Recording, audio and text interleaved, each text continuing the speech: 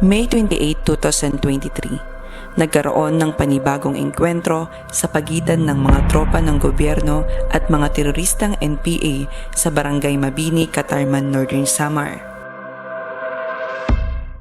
Sa kasamaang palad, 4 na Pilipino sa panig ng mga NPA ang nasawi. At isa na dito ay si Joshua Musico Sagdulias, na kilala sa alias Kamardin o Kamiyong, ang political instructor ng NPA unit sa Northern Samar. Siya ay nagsimula sa pagkilos sa urban areas at tuluyang sumanib sa armadong pakikibaka. Si Joshua Sagdulias ay tubong waray-waray na taga Tacloban City. Pangalawa siya sa magkakapatid at mapagmahal na anak sa pamilya.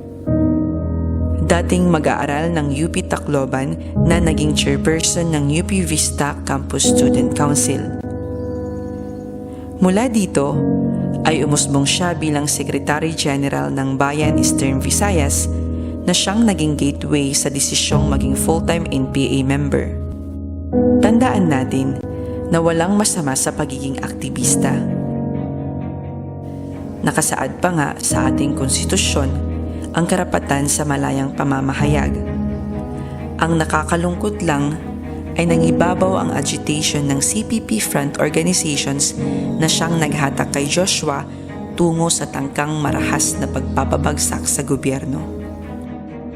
Siya sana ay naging matagumpay sa kanyang advokasiyang tumulong sa bayan at maging inspirasyon sa mga kabataan kung hindi lang sana napagsamantalahan ng CPP-NPA ang likas na idealismo, talino, at pagmamahal sa bayan. Ang pagdaos-dos ni Joshua mula sa pagiging isang mabuti at karaniwang anak, kapatid at mag-aral hanggang sa naging isang armadong NPA ay hindi nangyari sa isang iglap lamang. Si Joshua ay napasailalim sa mariin, methodikal at masikretong paraan ng pag-recruit ng CPP-NPA-NDF.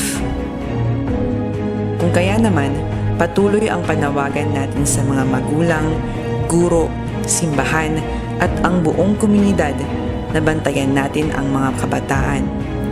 Iiwas natin sila sa malakumunoy na pag-recruit ng CPP-NPA-NDF sa mga pag-asa ng bayan.